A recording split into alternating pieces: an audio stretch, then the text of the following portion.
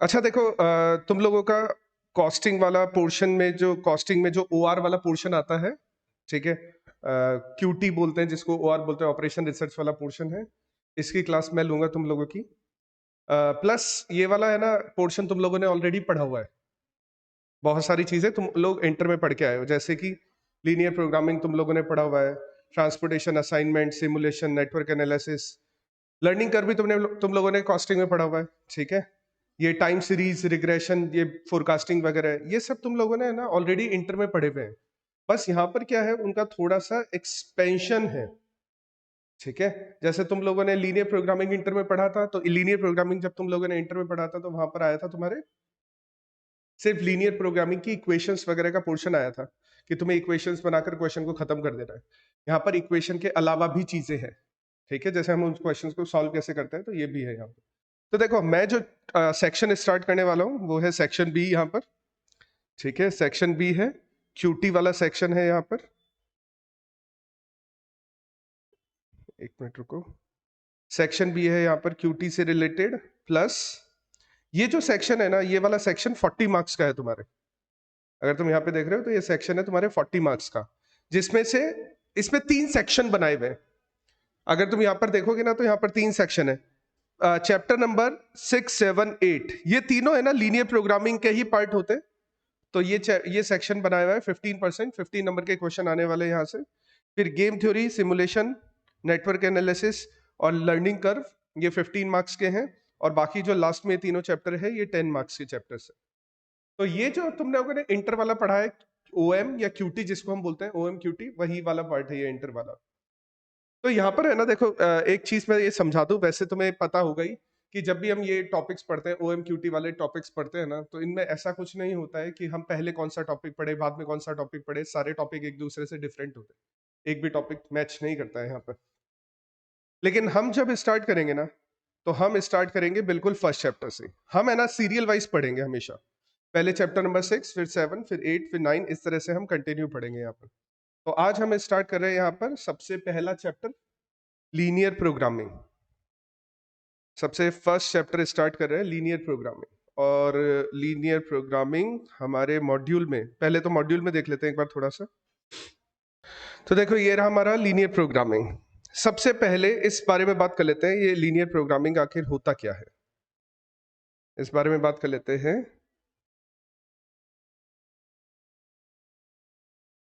कि linear programming होता क्या है। तुम में से कोई भी मेरे को बता सकता है, तुम लोगों का ऑलरेडी लीनियर प्रोग्रामिंग पढ़ा हुआ है, तुम बता सकते हो लीनियर प्रोग्रामिंग हम पढ़ते क्यों हैं, होता क्या है लीनियर प्रोग्रामिंग? कोई भी? क्या? नहीं, रिग्रेशन लाइन नहीं बनाते इसमें, ग्राफ वाला फोरकास्टिंग आता है। लीनियर प्रोग्रामिंग है क्या? अच्छा, हम लोग बात कर रहे थे लीनियर प्रोग्रामिंग है क्या। तो देखो, लीनियर प्रोग्रामिंग क्या होता है। लीनियर प्रोग्रामिंग को सबसे पहले, लीनियर प्रोग्रामिंग को हम एलपीपी बोलते हैं नॉर्मली। लीनियर प्रोग्रामिंग को हम नॉर्मली लैंग्वेज में बोलते हैं एलपीपी, लीनियर प्रोग्रामिंग प्रॉब्लम्स।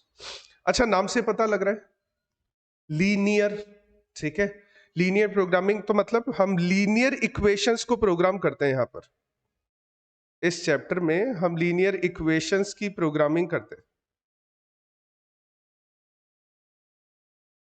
अच्छा, लीनियर इक्वेशन, लीनियर का मतलब यहाँ पर लीनियर इक्वेशन से है, और प्रोग्रामिंग का मतलब होता है प्रोसेस करने से। जैसे हमने नॉर्मल लीनियर इक्वेशन है ना, देखो इस तरह की लीनियर इक्वेशन पढ़ी है, y is equal to A plus B x. हमने इस तरह की लीनियर इक्वेशन पढ़ी है। लेकिन यहां पर क्या है, इससे ऊपर भी लीनियर इक्वेशन आती है, प्लस सी वाई प्लस डी जेड। इससे बड़ी लीनियर इक्वेशंस भी हो सकती है। तो बड़ी लीनियर इक्वेशंस को प्रोग्राम करने के लिए हम लीनियर इक्वेशंस पढ़ते हैं, यहाँ पर लीनियर इक्वेशन प्रोग्रामिंग पढ़ते हैं। अब यहाँ पर है ना देखो, ये तो हो गई लीनियर इक्वेशन। अब प्रोग्रामिंग का मतलब यहाँ पर, यानी प्रोग्रामिंग का मतलब होता है प्रोसेसिंग। और ये लीनियर इक्वेशन की प्रोसेसिंग क्यों की जाती है, इसको भी यहाँ पर समझते हैं कि हम लीनियर प्रोग्रामिंग प्रॉब्लम्स में लीनियर इक्वेशन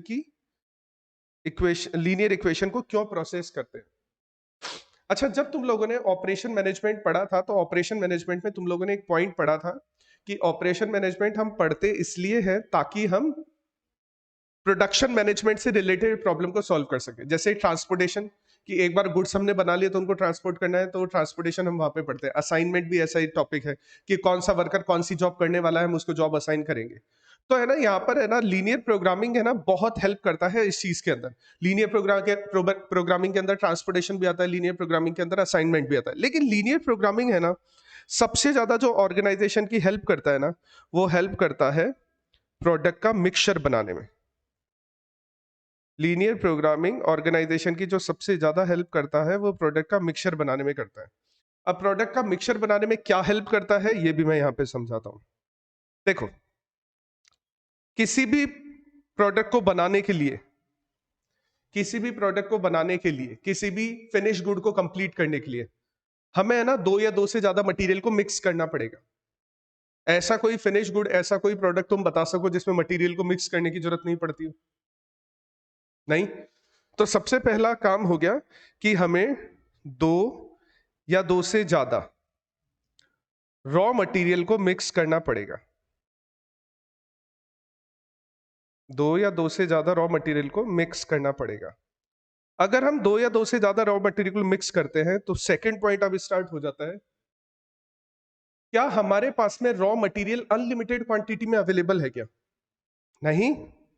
तो दूसरा पॉइंट, ये जो हमारे पास में मटेरियल है ना वो लिमिटेड है, और लिमिटेड को हम स्केर्ड बोलते हैं। यहाँ पे मटेरियल जो है हमारे पास में, रॉ मटेरियल, वो लिमिटेड क्वांटिटी में अवेलेबल है। ठीक है। अब जब हमारे पास मटेरियल लिमिटेड क्वांटिटी में अवेलेबल है तो हम मटेरियल को मिक्स तो करेंगे ही करेंगे। क्या मटेरियल को रैंडम क्वांटिटी में मिक्स किया जा सकता है क्या? जैसे मैं एक एग्जांपल देता हूं यहाँ पे। मान लो मुझे रोटी बनानी है, तो रोटी बनाने के लिए मेरे को है ना तीन चीजें मिक्स करनी पड़ेगी, आटा, नमक और पानी। तो क्या, पहले तो देखो सबसे पहला पॉइंट हो गया, दो या दो से ज्यादा मटेरियल हो गए, आटा, नमक, पानी। मटेरियल लिमिटेड है मेरे पास में, आटा अनलिमिटेड नहीं है, सॉल्ट अनलिमिटेड नहीं है, पानी अनलिमिटेड नहीं है, लिमिटेड है।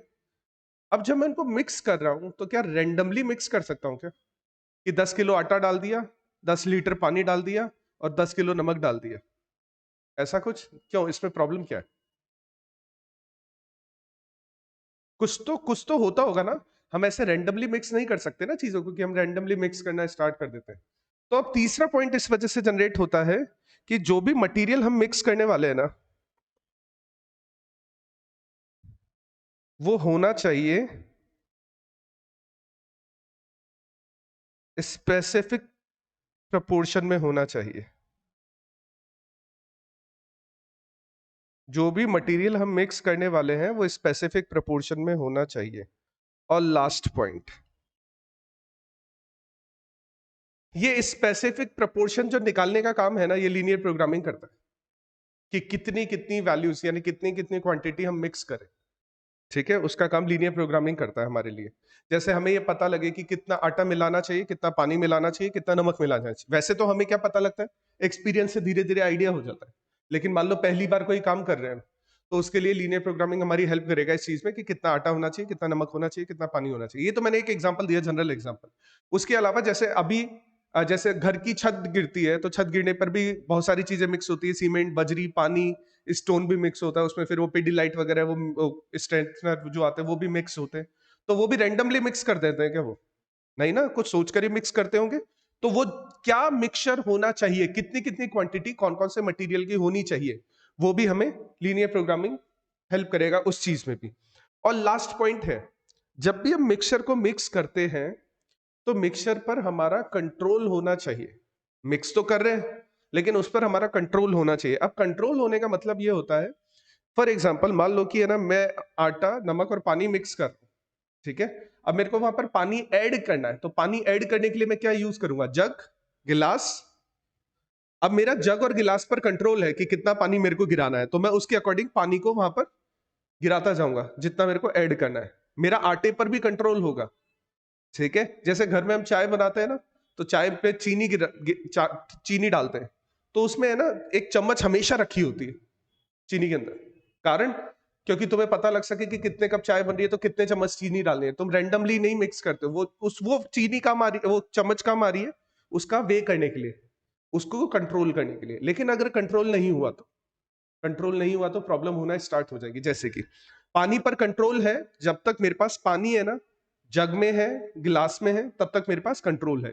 लेकिन अगर पानी को मैं ऐड करना स्टार्ट करूं, देखो नल में भी पानी आ रहा है, पानी नल में भी आ रहा है, टैप में भी आ रहा है पानी, तो मैं पानी ऐसे ऐड करूं कि मैंने आटा और नमक तो मिक्स कर लिया है, अब मेरे को पानी ऐड करना है, तो मैं नल के नीचे ले जाकर पानी ऐड करके हटा रहा हूं। इसमें कोई दिक्कत होगी क्या? क्योंकि क्वांटिटी मिक्स होने में प्रॉब्लम होगी, क्योंकि हमारा नल के पानी पर कंट्रोल नहीं है। जग पर तो हमारा कंट्रोल है कि कम पड़ गया थोड़ा एक्स्ट्रा ऐड कर दिया, ठीक है, लेकिन नल के पानी पर हमारा कंट्रोल नहीं है। तो जब भी हम मिक्सचर तैयार करने के लिए जो भी प्रोसेस यूज कर रहे हैं ना, उस पर हमारा कंट्रोल होना चाहिए। तो लीनियर प्रोग्रामिंग हमारी इसी चीज में बहुत हेल्प करता है। तो लीनियर प्रोग्रामिंग हमें क्या बताता है? लीनियर प्रोग्रामिंग हमें बताता है कि प्रोडक्ट का मिक्सचर कैसे तैयार करना है। अब प्रोडक्ट मिक्सचर तैयार करने का मतलब यहां पर है दो या दो से ज्यादा मटेरियल को मिक्स करना, उनकी स्पेसिफिक क्वांटिटी को चूज करना, लिमिटेड क्वांटिटी अवेलेबल है इसलिए थोड़ा सा उनको ढंग से यूज करना, और लास्ट में जो भी हम क्वांटिटी वहां पर मिक्स कर रहे हैं उन क्वांटिटीज पर कंट्रोल रखना। ये लीनियर प्रोग्रामिंग इस चीज में हमारी हेल्प करता है। अच्छा, अब लीनियर प्रोग्रामिंग का बेसिक काम तो यही है, लेकिन है ना पिछले कुछ सालों से लीनियर प्रोग्रामिंग को और भी जगह यूज किया जाने लगा है, बहुत सारी जगह। जैसे कि लीनियर प्रोग्रामिंग को यूज किया जाने लगा बैंकिंग सिस्टम में, लीनियर प्रोग्रामिंग को यूज किया जाने लगा इंश्योरेंस में, एसआईपी में। जैसे बैंक के पास बहुत सारा पैसा रखा हुआ है, लेकिन लिमिटेड है, जो भी पैसा है वो लिमिटेड है। तो बैंक के पास बहुत सारा पैसा रखा हुआ है, लिमिटेड पैसा रखा हुआ है, बहुत सारा है लेकिन लिमिटेड है, ठीक है, अनलिमिटेड नहीं है, इनफाइनाइट मनी नहीं है बैंक के पास में भी। तो बैंक के पास में पैसा रखा हुआ है, अब बैंक क्या करना चाहेगा, कुछ पोर्शन, वो भी वहां पर मिक्स बना रहा है, देखना, कुछ पोर्शन का वो लोन देना चाहेगा, कुछ पोर्शन का वो इन्वेस्टमेंट करना चाहेगा, कुछ पोर्शन के वो क्रेडिट कार्ड देना चाहेगा, कुछ पोर्शन के वो, अब है ना वहां पर है ना आरबीआई के पास भी रखने पड़ते हैं, कुछ पोर्शन उसको बैंक के अंदर भी रखना पड़ता है। अब जब लोन में आता है तो लोन में भी कुछ वो पर्सनल लोन देना चाहेगा, कुछ वो कार लोन देना चाहेगा, कुछ वो हाउसिंग देना चाहेगा।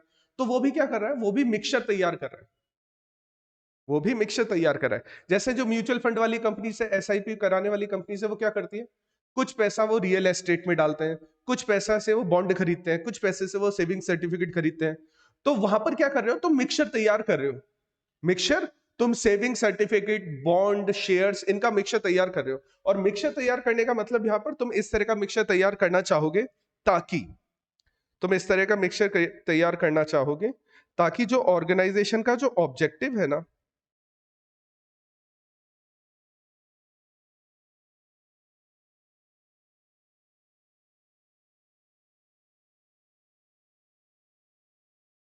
ताकि ऑर्गेनाइजेशन के ऑब्जेक्टिव को फुलफिल कर सको। अब ऑर्गेनाइजेशन के दो ऑब्जेक्टिव होते हैं, या तो मैक्सिमाइजेशन या मिनिमाइजेशन।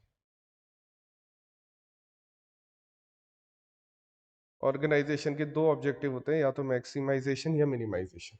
अब जैसे मान लो ऑर्गेनाइजेशन का ऑब्जेक्टिव है सेल्स को लेकर, तो तुम सेल्स को क्या करना चाहोगे, मैक्सिमाइज करना चाहोगे, प्रॉफिट को मैक्सिमाइज करना चाहोगे, कॉस्ट को मिनिमाइज करना चाहोगे, टाइम को मिनिमाइज करना चाहोगे, ठीक है, अपॉर्चुनिटी लॉस को मिनिमाइज करना चाहोगे। तो लीनियर प्रोग्रामिंग हमारी इस चीज में बहुत हेल्प करता है। मैं अगर इसको समरी बताऊं तो लीनियर प्रोग्रामिंग क्या हेल्प कर रहा है, प्रोडक्ट का मिक्सचर तैयार करने में। और प्रोडक्ट का मिक्सचर तैयार करने का मतलब हो गया दो या दो से ज्यादा मटेरियल को मिक्स करना, क्योंकि उनकी लिमिटेड क्वांटिटी अवेलेबल है, उसको स्पेसिफिक प्रोपोर्शन में यूज करना, और उनको इस तरह से बनाना, मिक्सचर को इस तरह से तैयार करना ताकि हमें ज्यादा से ज्यादा प्रॉफिट हो सके और हमारी कॉस्ट कम से कम लगे, ठीक है। तो लीनियर प्रोग्रामिंग हमारी इस चीज में बहुत ज्यादा हेल्प करता है। अच्छा, यहाँ पे किसी को कोई दिक्कत है तो पूछ लो एक बार यहाँ तक। तुम लोगों ने भी लीनियर प्रोग्रामिंग का यही सारा कॉन्सेप्ट पढ़ा है, लीनियर प्रोग्रामिंग के अंदर जो तुम लोगों ने पढ़ा है ना ऑलरेडी, तुम लोगों ने भी यही सारा कॉन्सेप्ट पढ़ा होगा लीनियर प्रोग्रामिंग में। क्वेश्चंस वगैरह वहां पर तुमने पढ़े होंगे, वो ग्रेटर देन लेस देन वाले क्वेश्चंस आते हैं वहां पर, greater than is equal to, less than is equal to, वो वाले साइन वाले क्वेश्चन आते हैं लीनियर प्रोग्रामिंग में। चलो कर लो, नोट डाउन कर लो एक बार जल्दी से।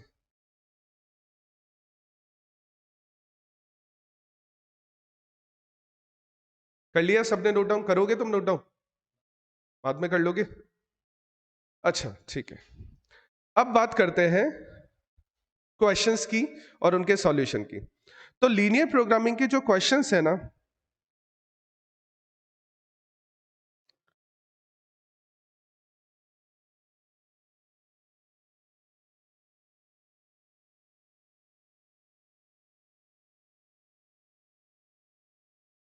लीनियर प्रोग्रामिंग के जो क्वेश्चंस है ना, लीनियर प्रोग्रामिंग के क्वेश्चन को सॉल्व करने के दो तरीके होते हैं। लीनियर प्रोग्रामिंग के क्वेश्चन को अगर हम सॉल्व करना चाहें तो लीनियर प्रोग्रामिंग के क्वेश्चन को सॉल्व करने के दो तरह के तरीके होते हैं। पहला तरीका होता है ग्राफिकल मेथड। पहले तरीके को बोला जाता है ग्राफिकल मेथड। और दूसरा तरीका जो होता है ये होता है सिंप्लेक्स मेथड। दूसरे तरीके को हम बोलते हैं सिंप्लेक्स मेथड। पहला तरीका बोला जाता है ग्राफिकल मेथड और दूसरा तरीका बोला जाता है सिंप्लेक्स मेथड।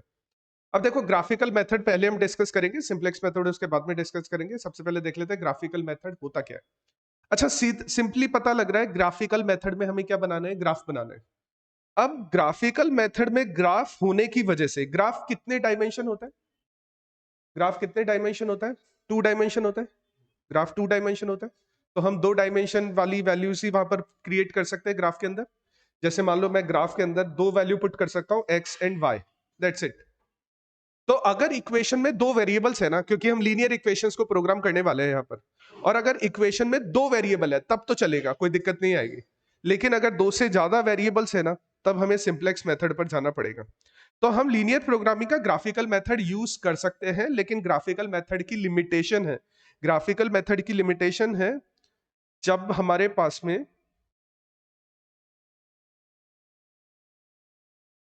केवल 2 वेरिएबल्स दिए जाए ना, तब हम ग्राफिकल मेथड को यूज करेंगे, या तब हम ग्राफिकल मेथड को यूज कर सकते हैं। अगर हमारे पास में केवल 2 ही वेरिएबल हो तभी हम ग्राफिकल मेथड को यूज कर सकते हैं। कारण मैंने तुम्हें बता ही दिया, ग्राफ बनाएंगे, एक तरफ एक्स है एक तरफ वाई, दैट्स इट। तीसरा वेरिएबल तुम यूज नहीं कर सकते, तीसरा वेरिएबल तुम यूज नहीं कर सकते। तो अगर सिर्फ 2 ही वेरिएबल है तो हम ग्राफिकल मेथड को यूज करेंगे, लेकिन 2 से ज्यादा भी तो हो सकते हैं, क्योंकि मैंने तुम्हें बताया कि लीनियर इक्वेशन यहां पर सिर्फ इतनी सी नहीं होती कि a प्लस बी एक्स करके लीनियर इक्वेशन हो जाए। यहां पर C Y plus D Z plus E A, बहुत सारी यानी बहुत सारी वैल्यूज आ सकती है। तो अगर हमारे पास में मोर देन 2 वेरिएबल्स है ना, अगर हमारे पास में 2 से ज्यादा वेरिएबल्स है तो हम सिंप्लेक्स मेथड यूज करेंगे।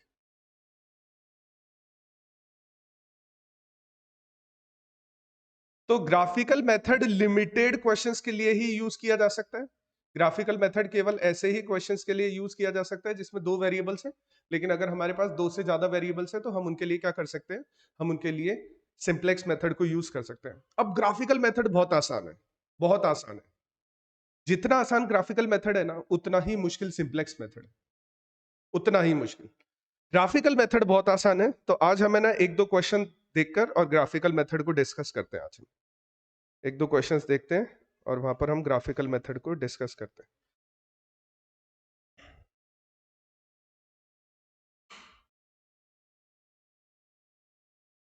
हम्म,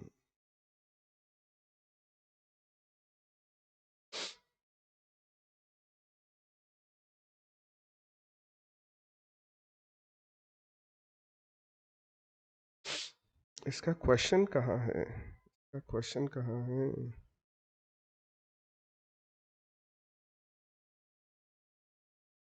देखो ये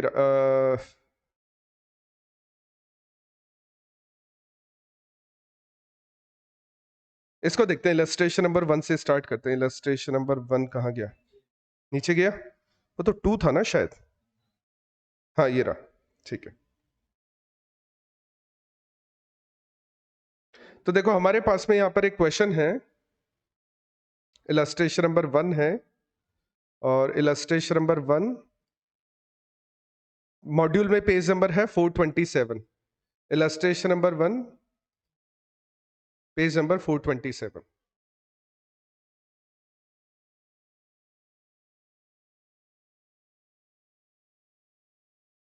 देखो हमारा मॉड्यूल का क्वेश्चन है, इलस्ट्रेशन नंबर 1 है, पेज नंबर 427 पर।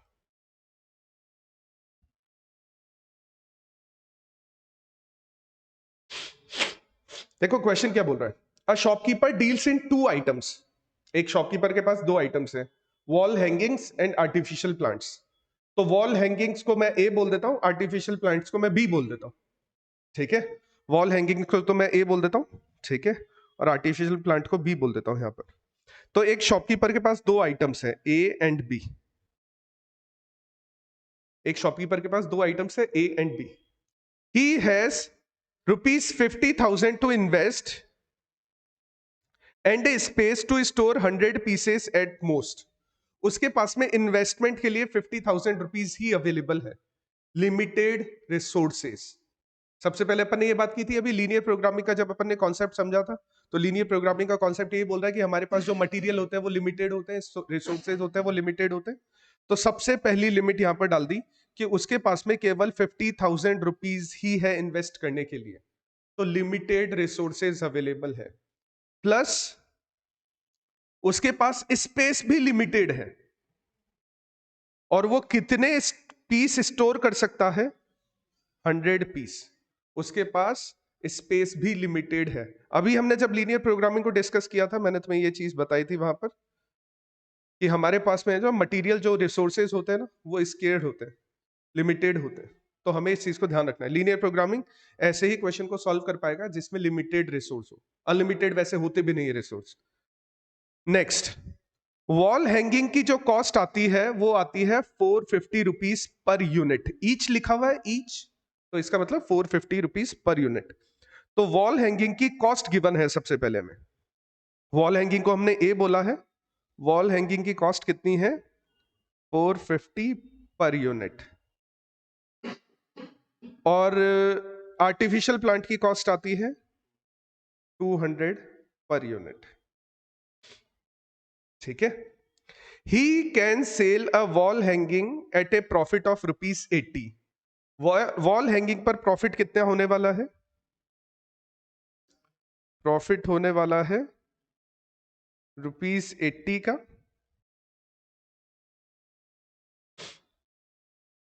ठीक है. और आर्टिफिशियल प्लांट पर प्रॉफिट होने वाला है ₹37 का. ठीक है. अब ये मेरे को कैसे पता लग रहा है 1 यूनिट के लिए है? ऑपरेशन मैनेजमेंट, क्यूटी, ओआर, तुम कुछ भी बोलो, सबसे इंपॉर्टेंट यहां पर होता है क्वेश्चन को तुम अच्छी तरह से पढ़ो. अगर तुम यहां पे क्वेश्चन को पढ़ोगे ना, तो अ वॉल हैंगिंग लिखा हुआ है, एक वॉल हैंगिंग की पे होने वाला प्रॉफिट. एन आर्टिफिशियल प्लांट लिखा हुआ है, एक आर्टिफिशियल प्लांट पर होने वाला प्रॉफिट. अब बहुत बार स्टूडेंट ऐसे बोलते हैं कि 37 के साथ सर आप पर यूनिट क्यों लिख रहे हो? 80 rupees per unit, 37 rupees per unit, ये क्यों लिख रहे हो? तो ये लिखने के पीछे मैंने तुम्हें रीजन बता दिया, क्योंकि क्वेश्चन ऑलरेडी बोल रहा है कि एक वॉल पेंटिंग, एक वॉल हैंगिंग, एक आर्टिफिशियल प्लांट, इस तरह से. ठीक है. Assuming that he can cell all the items that he can buy. वो जितने भी आइटम्स उसके पास में है वो सारे के सारे आइटम सेल कर सकता है. Formulate a linear programming problem in maximize his profit. अब देखो इस क्वेश्चन में अगर तुम पढ़ोगे ना, तो क्वेश्चन कह रहा है कि सिर्फ लीनियर प्रोग्रामिंग प्रॉब्लम की फॉर्मुलेशन करनी है. फॉर्मुलेशन करना और उसको सॉल्व करना दो अलग अलग चीजें हैं. इस क्वेश्चन में सिर्फ लीनियर प्रोग्रामिंग की इक्वेशंस बनाकर छोड़ देनी है. हमें इस क्वेश्चन को सॉल्व नहीं करना है, हमें इस क्वेश्चन में लीनियर प्रोग्रामिंग की इक्वेशंस को बना देना है और लीनियर प्रोग्रामिंग की प्रॉब्लम को छोड़ देना है. हम सॉल्व कर सकते हैं, ऐसा नहीं कि हम सॉल्व कर नहीं सकते, लेकिन हमें क्वेश्चन सॉल्व करने को नहीं बोल रहा है. हमें क्वेश्चन सिर्फ इतना से कह रहा है कि लीनियर प्रोग्रामिंग को फॉर्मुलेट करो. फॉर्मुलेट करने का मतलब सिर्फ लीनियर प्रोग्रामिंग की इक्वेशन लिखो और क्वेश्चन को छोड़ दो. ठीक है. To maximize his profit. अब देखो और क्वेश्चन में जो डेटा दिया हुआ है, एक डेटा दिया हुआ है कि वो है ना, a space of store 100 pieces, उसकी स्टोरेज की लिमिट है, स्टोरेज की लिमिट कितनी है? 100 यूनिट्स एट मोस्ट. वो ज्यादा से ज्यादा 100 यूनिट स्टोर कर सकता है. प्लस उसके पास कितने रुपए इन्वेस्टमेंट के लिए? तो मैं इन्वेस्टमेंट को पता है यहां पर लिखूंगा. मैं इन्वेस्टमेंट को यहां पर इसलिए लिखूंगा क्योंकि खरीदने में खर्चा लगेगा ना मेरा. जो भी मैं दो प्रोडक्ट है मेरे पास, ए और बी, उनको खरीदने का खर्चा, तो ए को खरीदने पर 450 रुपीज पर यूनिट लगते हैं, बी को खरीदने पर 200 रुपीज पर यूनिट लगते हैं. तो मेरे को ये पता है कि टोटल मैं कितना खर्च कर सकता हूं, तो टोटल मैं इन्वेस्ट कर सकता हूं 50,000 रुपीज. ठीक है. और हमारा यहाँ पर क्या है? ऑब्जेक्टिव है मैक्सिमाइज द प्रॉफिट. हमें हमें हमारे प्रॉफिट को मैक्सिमाइज करना है. तो फिलहाल जो क्वेश्चन था ना, उस क्वेश्चन को मैंने यहाँ पर नीचे इस तरह से एक तरह की टेबल बनाकर यहाँ पर लिख दिया है. इस क्वेश्चन में किसी को कोई प्रॉब्लम है तो पहले वो क्लियर कर लो. क्वेश्चन में कोई दिक्कत है तो, कि कैसे कैसे हमने नंबर्स लिखे हैं, क्यों लिखे हैं वहां पर ये नंबर्स, इसमें किसी को कोई दिक्कत है तो पूछ लो. नहीं तो ठीक है, अब मैं तुम्हें थोड़ा सा है ना पुरानी बात याद दिलाता हूं जो हमने इंटर में भी पढ़ी होगी, तुम लोगों ने इंटर में भी पढ़ी होगी। लीनियर प्रोग्रामिंग की जब इक्वेशन सॉल्व करते हैं ना, तो लीनियर प्रोग्रामिंग की इक्वेशन में 3 पार्ट होते हैं। कोई भी बता सकता है कि लीनियर प्रोग्रामिंग की इक्वेशन को सॉल्व करने के लिए वो 3 पार्ट कौन कौन से यूज किए जाते हैं?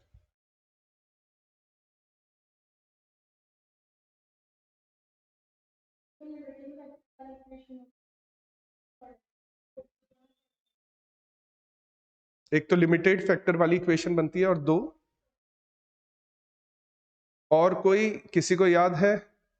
लीनियर प्रोग्रामिंग में जो हम क्वेश्चन सॉल्व करते हैं वो 3 पार्ट्स में सॉल्व होता है, उसकी फॉर्मुलेशन जो होती है वो 3 पार्ट्स में होती है। तो मैं ऐसा कुछ याद है जिसको हम बोलते थे objective function, subject to constraint function, non negative function? ऐसा कुछ याद है? ऐसा कुछ पढ़ा हुआ है? नहीं? ठीक है, चलो देखो, मेरे को क्वेश्चन की रिक्वायरमेंट नहीं है क्योंकि क्वेश्चन में जो भी डेटा था मैंने यहां पर लिख लिया है।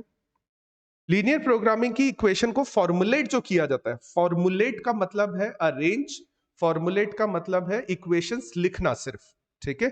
तो लीनियर प्रोग्रामिंग की इक्वेशंस को जब फॉर्मुलेट किया जाता है ना, तो फॉर्मुलेट करने में 3 स्टेजेस में वो फॉर्मुलेट होता है।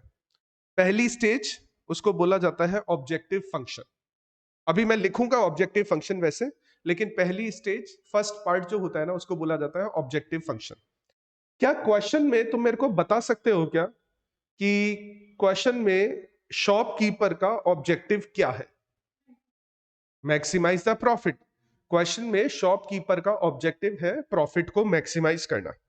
अब प्रॉफिट को मैक्सिमाइज करने के लिए देखो, उसके पास दो प्रोडक्ट है, ए और बी, है ना? तो वो कुछ क्वांटिटी तो एक ही परचेज करेगा, यानी वॉल हैंगिंग परचेज करेगा, और कुछ क्वांटिटी वो आर्टिफिशियल प्लांट की परचेज करेगा। तो हमने उन क्वांटिटीज को हमने x1 x2 बोल दिया कि जो शॉपकीपर है उसके पास 100 यूनिट रखने की जगह है, तो वो कुछ तो क्या करेगा, वॉल हैंगिंग परचेज करेगा, और कुछ वो आर्टिफिशियल प्लांट परचेज करेगा। अब वो हमें नहीं पता कि उसको कितनी परचेज करनी चाहिए, हमें नहीं पता कि उसको कितनी परचेज करनी चाहिए, तो हमने अभी माना है, फिलहाल के लिए हमने अज्यूम किया है कि वो x1 क्वांटिटी तो ए की परचेज करेगा, x2 क्वांटिटी बी की परचेज करेगा। अच्छा, यानी ए का मतलब है वॉल हैंगिंग। वॉल हैंगिंग की 1 यूनिट सेल करने पर उसे प्रॉफिट कितना होगा? 80 रुपए, 80 रुपीज। अच्छा, 2 यूनिट्स पर कितना होगा? 10 यूनिट्स पर कितना होगा? 800। तो तुम निकाल कैसे रहे हो ये नंबर्स? कैसे निकाल रहे हो तुम ये नंबर?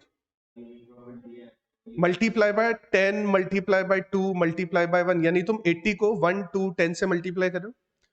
अभी हमने कितनी यूनिट परचेज की है? x1। हमने x1 यूनिट परचेज की है, तो x1 यूनिट सेल करने पर उसे प्रॉफिट कितना होगा? 80x1। तो जो हमारा शॉपकीपर है उसको वॉल हैंगिंग से प्रॉफिट होने वाला है 80x1 का, ठीक है? उसको आर्टिफिशियल प्लांट से कितना प्रॉफिट होने वाला है? Plus 37x2। ये उसको होने वाला टोटल प्रॉफिट है, ये उसको होने वाला टोटल प्रॉफिट है, और वो अपने प्रॉफिट को क्या करना चाहेगा? मैक्सिमाइज। तो हम यहां पे लिख देते हैं मैक्सिमाइजेशन ऑफ प्रॉफिट। अच्छा, अब है ना, जब भी हम इसको देखो, एक बार रुको, मैं इसको बता देता हूं। इसको है ना, इसको बोला जाता है ऑब्जेक्टिव फंक्शन, इसको बोला जाता है ऑब्जेक्टिव फंक्शन। तो मैं लिखना है ऑब्जेक्टिव फंक्शन इस तरह से। अब जब ऑर्गेनाइजेशन है ना, ऑर्गेनाइजेशन इस तरह से काम करती है, ऑब्जेक्टिव फंक्शन बनाती है ना, तो ऑब्जेक्टिव फंक्शन कई बार है ना बहुत सारे भी बन सकते हैं। हर क्वेश्चन में तुम ये मान लो, हर क्वेश्चन में ऑब्जेक्टिव फंक्शन बनाते रहोगे। अब तुम हर बार ये लिखोगे यहां पर मैक्सिमम प्रॉफिट। जैसे मान लो प्रॉफिट होगा तो तुम बोलोगे मैक्सिमम प्रॉफिट, सेल्स होगा तो मैक्सिमम सेल्स, अपॉर्चुनिटी लॉस होगा तो मिनिमम अपॉर्चुनिटी लॉस, टाइम होगा तो मिनिमम टाइम, डिस्टेंस होगा तो मिनिमम डिस्टेंस, रिटर्न होगा तो मैक्सिमम रिटर्न, यील्ड होगा तो मैक्सिमम यील्ड, इन्वेस्टमेंट होगा तो मिनिमम इन्वेस्टमेंट। तो तुम है ना यहाँ पर इस तरह से हर बार है ना कोई नई टर्म यूज करोगे। अब लीनियर प्रोग्रामिंग क्या बोलता है कि बार बार है ना ये term profit, cost, sales, opportunity loss, investment, return, इसको बार बार यूज मत करो। इसकी जगह पर तुम हमेशा z यूज करो। z एक वेरिएबल है, z, तुम इसको यूज करो। ऑब्जेक्टिव फंक्शन जब भी हम लिखेंगे ना वहां पर हम लिखेंगे ईदर मैक्सिमाइज z और मिनिमाइज z। अब z का मतलब उस क्वेश्चन में डिफरेंट होगा। जैसे इस क्वेश्चन में अगर मैं लिखता मैक्सिमाइज z, तो z का मतलब इस क्वेश्चन में होता प्रॉफिट। किसी और क्वेश्चन में अगर मैं लिखता मिनिमाइज z और वहां पर कॉस्ट गिवन होती तो वहां पर z का मतलब होता कॉस्ट। तो नेक्स्ट टाइम से, अभी तो मैं ना वैसे कोई दिक्कत नहीं है, तुम मैक्सिमम प्रॉफिट भी लिख सकते हो, मैक्सिमम z भी लिख सकते हो। लेकिन जब हम कैलकुलेशन करते हैं ना तो ये प्रॉब्लम आती है, फिर हम उसको बार बार प्रॉफिट नहीं बोलेंगे, तो वहां पर हम उसको z से डिनोट करते हैं। तो यहां पर मैंने तुम्हें पहले ही बता दिया कि इसको हम बोल देते हैं यहां पर मैक्सिमाइज z, मैक्सिमाइज प्रॉफिट। ठीक है, तो ये हमारा ऑब्जेक्टिव फंक्शन है। तो मैंने तुम्हें बोला था लीनियर प्रोग्रामिंग के 3 पार्ट्स होते हैं। ऑब्जेक्टिव फंक्शन पहला पार्ट है। दूसरा पार्ट जिसको बोला जाता है subject to constraint function.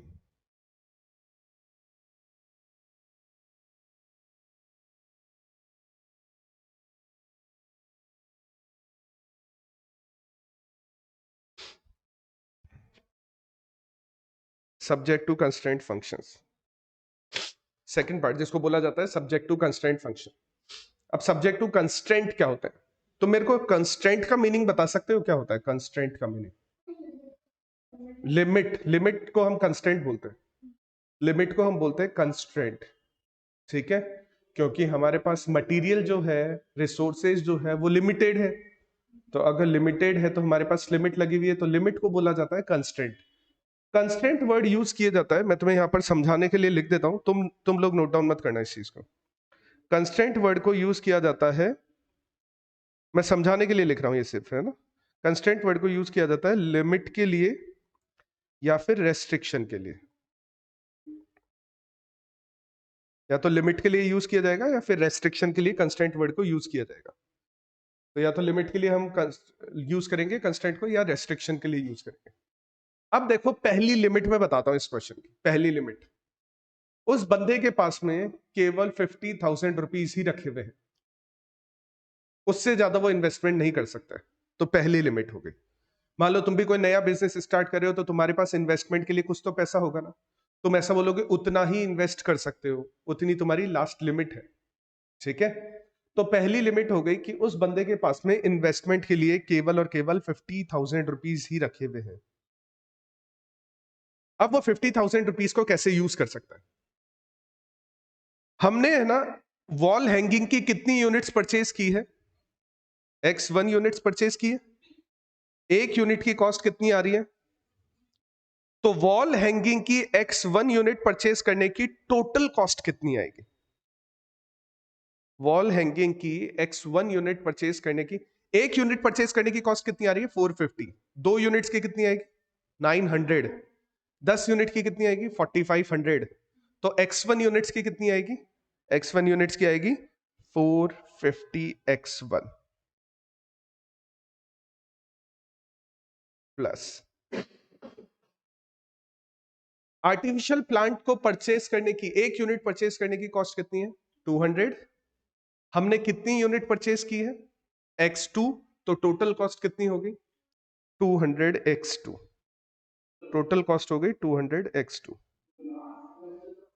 Total cost हो गई 200 X2। ठीक है, हम ज्यादा से ज्यादा कितना इन्वेस्ट कर सकते हैं? अब यहां पर है ना तुम्हें दो चीजें सोचनी पड़ेगी, दो पॉइंट सोचने पड़ेंगे यहां पर। साइन है ना केवल दो ही तरह के यूज होते हैं।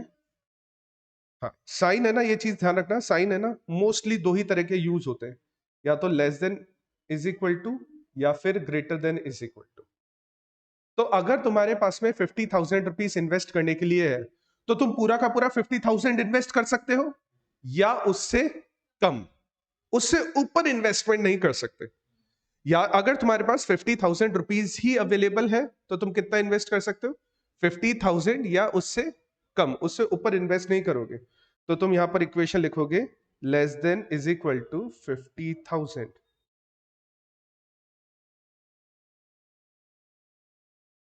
ये जो फंक्शन बनाया ना, ये तुमने इन्वेस्टमेंट के लिए बनाया कि भाई इन्वेस्टमेंट तुम्हारे पास में केवल 50,000 ही अवेलेबल है।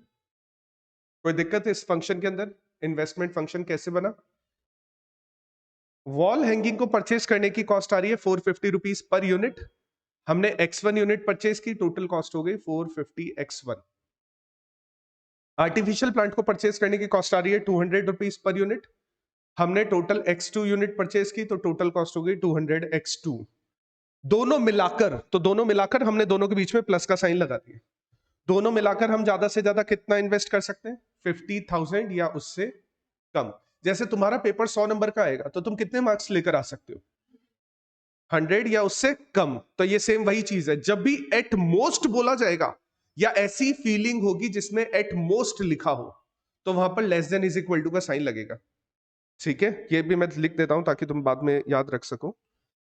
अगर एट मोस्ट है ना, तो less than is equal to का साइन लगेगा। और अगर एट लीस्ट है ना, दो ही तरह के होंगे, या तो एट मोस्ट होगा या एट लीस्ट होगा। और अगर एट लीस्ट है ना, तो greater than is equal to का साइन लगेगा। At most less than is equal to, at least greater than is equal to. ठीक है, अच्छा नेक्स्ट, और कुछ लिमिट है क्या? बिल्कुल लिमिट है। उसके स्टोर करने की लिमिट है, वो 100 यूनिट से ज्यादा स्टोर नहीं कर सकता। तो wall hanging plus artificial plant, total units हो गई। x1 क्या है? वॉल हैंगिंग की नंबर ऑफ यूनिट्स। x1 क्या है? वॉल हैंगिंग की नंबर ऑफ यूनिट्स। ठीक है, x2 क्या है? आर्टिफिशियल प्लांट की number of units. Number of units हो गई। टोटल कितनी यूनिट परचेज कर सकता है वो? एट मोस्ट या एट लीस्ट? ज्यादा से ज्यादा, क्योंकि उसके पास उतना ही स्पेस है। तो साइन कौन सा लगने वाला है? Less than is equal to. वो तो या तो 100 की 100 परचेज कर लेगा, या 100 से कम परचेज करेगा, क्योंकि उससे ज्यादा रखने का उसके पास स्पेस नहीं है। तो ये हो गया उसका स्टोरेज का फंक्शन। तो ये कंप्लीट हो गया इस क्वेश्चन का सेकंड पार्ट। मैंने तुम्हें बोला था लीनियर प्रोग्रामिंग 3 पार्ट में सॉल्व होता है।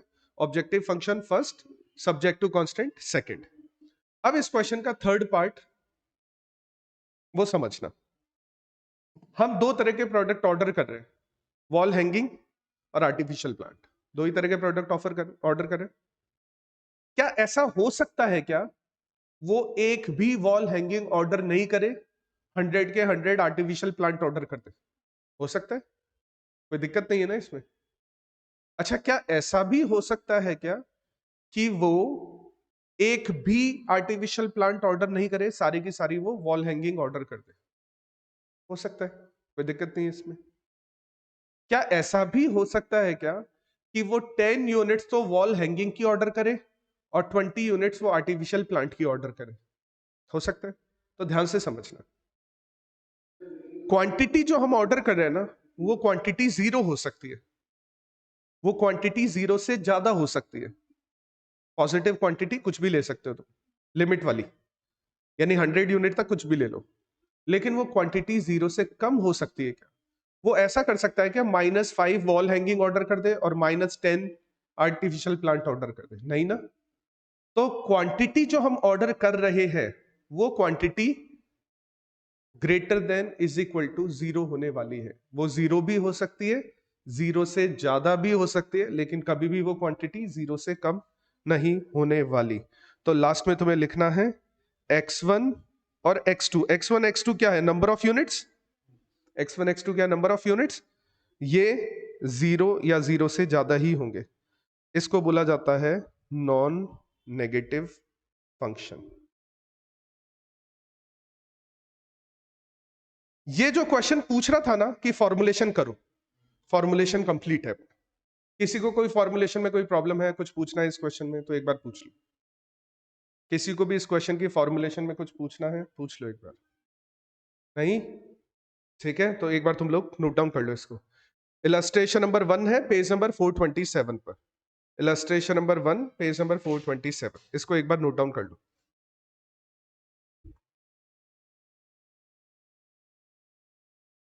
इलस्ट्रेशन नंबर 1 है पेज नंबर 427 पर, एक बार नोट डाउन कर लो। कुछ पूछना है? नहीं पक्का? किसी को ऑनलाइन वाले स्टूडेंट्स तुम्हें कुछ पूछना है किसी को भी? भावना, रक्ष, कौन सा? नॉन नेगेटिव, ठीक है भावना सुनो। हम है ना दो तरह के प्रोडक्ट ऑर्डर कर रहे हैं, वॉल हैंगिंग और आर्टिफिशियल प्लांट। ठीक है, या ऐसा समझो, ऐसा समझो, एक कारपेंटर है, वो टेबल भी बनाता है, चेयर्स भी बनाता है। ऐसा हो सकता है क्या किसी दिन कारपेंटर काम करे और सारी की सारी टेबल ही बनाए, चेयर्स नहीं बनाए? ऐसा हो सकता है? ठीक है, तो इसको ऐसा देखो, मैं इधर लिख देता हूं, टेबल और चेयर्स। हो सकता है वो दो टेबल बनाए, चेयर एक भी नहीं बनाए? हो सकता है ना? ऐसा भी हो सकता है कि वो चार चेयर्स बना दे, टेबल एक भी नहीं बनाए। ऐसा भी हो सकता है कि इसके काम करने की इच्छा नहीं है ना आज, तो ना ही वो टेबल बना रहा है ना ही वो चेयर्स बना रहा है। ऐसा भी हो सकता है कि वो दो टेबल बना दे और तीन चेयर्स बना दे, लेकिन ऐसा कभी भी नहीं होगा कि वो -1 टेबल बनाए और -2 चेयर्स बनाए। यानी क्वांटिटी जो है ना वो जीरो हो सकती है, क्वांटिटी जो है वो पॉजिटिव हो सकती है, क्वांटिटी जो है वो कभी भी नेगेटिव नहीं हो सकती है। तो नॉन नेगेटिव फंक्शन यही बोल रहा है कि x1 x2 क्या है? Number of units. हम दो ही तरह के प्रोडक्ट ऑर्डर करेंगे, wall hanging and artificial plant. तो उनकी क्वांटिटी हम जीरो कर सकते हैं कि हम हो सकता है एक भी यूनिट ऑर्डर नहीं करें। उनकी क्वांटिटी हम जीरो से ज्यादा भी कर सकते हैं, लेकिन उनकी क्वांटिटी कभी भी नेगेटिव नहीं करेंगे। तो नॉन नेगेटिव फंक्शन इसी को इंडिकेट करता है लास्ट। ठीक है,